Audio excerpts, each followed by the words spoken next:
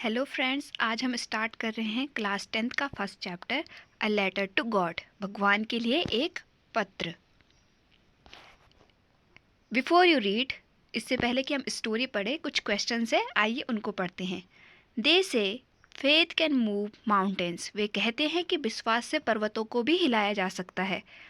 But word should we put our faith in. लेकिन हमें अपना विश्वास किस पर करना चाहिए, किस पर दिखाना चाहिए? This is the question this story delicately possess. कि यही क्वेश्चन है, यही सवाल है जिसके बारे में ये कहानी है। Lencho is a farmer who writes a letter to God when his crops are ruined। Lencho एक फार्मर है, फार्मर यानी कि किसान है। हु राइट्स अ लेटर, जो क्या लिखता है, एक पत्र लिखता है। किसके लिए? टू गॉड, भगवान के लिए। When his crops are ruined, जब उसकी फसल, क्रॉप्स यानी कि फसल, आर ruined, खराब हो जाती है। आस्किंग फॉर 100 पेसोस, और भगवान से पत्र लिखकर क्या मांगता है? 100 पेसोस, 100 पेसोस। डस लेंचोस लेटर रीच गॉड, क्या लेंचो का पत्र भगवान तक पहुंचता है? रीच मतलब पहुंचता है। Does God send him the money, क्या भगवान उसे पैसे भेजते हैं? Think what your answer to this question would be, कि सोचो इन क्वेश्चंस का आपका क्या आंसर होगा। And guess how the story continue before you begin to read it, कि गैस करो, अनुमान लगाओ कि कैसे स्टोरी कंटिन्यू करती है, इससे पहले कि हम स्टोरी को पढ़ें। The house the only one in the entire valley, कि वो पूरी घाटी में, वैली यानी कि घाटी में, एक अकेला घर था। Set on the crest of a low hill, एक छोटी सी पहाड़ी की सबसे ऊंचाई पर स्थित था। From this height one could see the river and the field of ripe corn dotted with flowers, और इस हाइट से, जहाँ पर यह घर बना हुआ है, वहाँ से कोई क्या देख सकता है? नदी को देख सकता है। And the field of ripe corn, कि मक्के की, कॉर्न मतलब मक्के की पकी हुए खेतों को। डॉटेड विथ फ्लावर्स, जो फूलों से भरे हुए हैं। That always promised a good harvest, और इन फूलों को देखकर कोई भी क्या अनुमान लगा सकता है कि बहुत ही अच्छी फसल होने वाली है। The only thing the earth needed was a downpour और एटलीस्ट अ सावर, और जो एक चीज़ बस अभी धरती को चाहिए थी वो थी वर्षा, और एटलीस्ट अ सावर, या कम से कम हल्की फुल्की बारिश। Through out the morning लैंचो would new his field intimately, had done nothing else but see the sky towards the northeast. Through out the day, पूरे दिन भर, पूरी मॉर्निंग से, सुबह से लैंचो ने क्या किया? जो अपने फील्ड्स को बहुत ही अच्छे तरीके से जानता है, उसने और कुछ नहीं किया बल्कि वो आसमान को देख रहा है, नॉर्थ ईस्ट की तरफ से। Now we are really going to get some water woman, वो एक औरत वुमेन को बोलता है कि अब हमें लगता है कुछ पानी मिलने वाला है, यानी कि बारिश आने वाली है। The woman who was preparing supper replied, जो वुमेन जो सपर यानी कि डिनर, रात का खाना तैयार कर रही थी, वो कहती है येस गॉड विलिंग, हाँ जैसा भगवान चाहेंगे।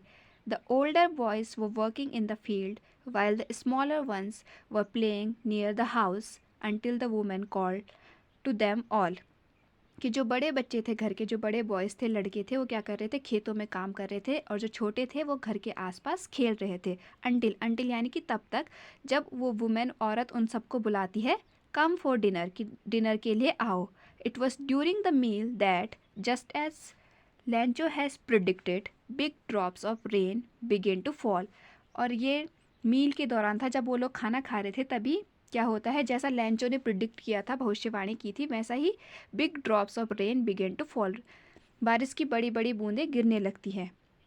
इन the north east huge mountains of clouds could be seen approaching, और नॉर्थ ईस्ट में बादलों के बड़े बड़े पहाड़ जो उनकी तरफ आ रहे थे, उनको देखा जा सकता था। The air was fresh and sweet, जो हवा चल रही थी वो बहुत ही फ्रेश थी और स्वीट थी।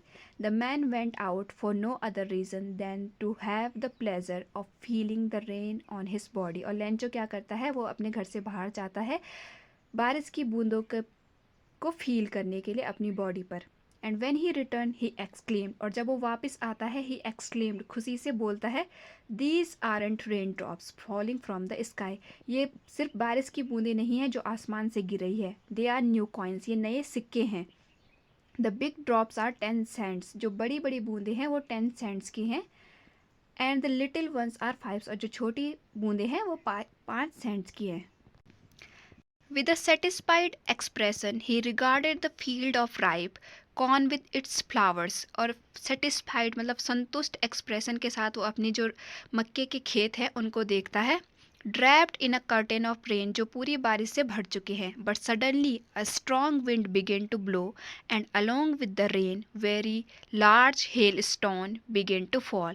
लेकिन अचानक suddenly यानी कि अचानक a strong wind एक बहुत तेजी से हवा चलती है और रेन के साथ साथ हेलस्टोन यानी कि ओले गिरने भी शुरू हो जाते हैं.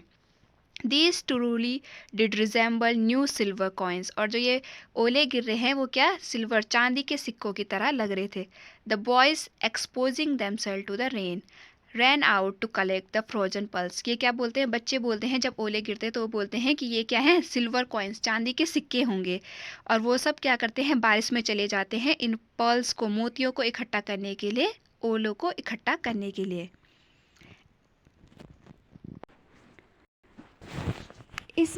Is really getting bad now, exclaimed the man. I hope it passes quickly. जो लैंचो है वो दुख से चिल्लाते हुए बोलता है कि ये क्या हो रहा है बहुत ही बुरा हो रहा है. मैं ऐसी आशा करता हूँ कि ये जल्दी से चला जाए. It did not pass quickly. लेकिन ये जल्दी से नहीं जाता है. For an hour the hail rained on the house. 1 घंटे तक लगातार ओले गिरते रहे घर पर. द गार्डन बगीचे पर. द हिल साइड घाटी पर. द कॉर्नफील्ड और जो मक्के के फील्ड थे खेत थे उन पर. ऑन द होल वैली और पूरी घाटी पर. The field was white as if covered with salt और जो फील्ड से खेत थे ऐसे लग रहे थे पूरे नमक से भर गए हों ढक गए हों. Not a leaf remained on the trees. जो पेड़ थे उन पर एक भी पत्ता नहीं बचा हुआ था. The corn was totally destroyed और जो मक्का था वो पूरी तरीके से नष्ट हो चुका था. The flowers were gone from the plants और जो पौधे थे उनसे फूल गायब हो चुके थे. Lencho soul was filled with sadness. Lencho की आत्मा दुख से भर गई थी. When the storm had passed, जब तूफान चला गया, he stood in the middle of the field. वो अपने खेतों के बीच में खड़ा हो गया. And said to his sons और अपने बेटों से बोला, A plague of locust would have left more than this. कि जो अगर एक लोकस का जो एक छोटे इंस्टिक्ट होते हैं जिनको हिंदी में टिड्डी बोलते हैं अगर उनके दल ने भी आक्रमण किया होता खेतों पर तो वो भी इससे ज़्यादा छोड़ चुके होते. The hell has left nothing. इस ओले की वजह से खेतों पर कुछ भी नहीं बचा है. This year we will have no corn. इस साल हमें कोई भी कॉर्न नहीं मिलेगा. That night was a sorrowful one. वो रात एक दुख भरी रात थी. All our work for nothing. हमने जो भी मेहनत की थी वो सब बेकार हो गई. There are no one who can help us. ऐसा कोई भी नहीं है जो हमारी हेल्प कर सके. We will go hungry this year. इस साल हम भूखे रह जाएंगे.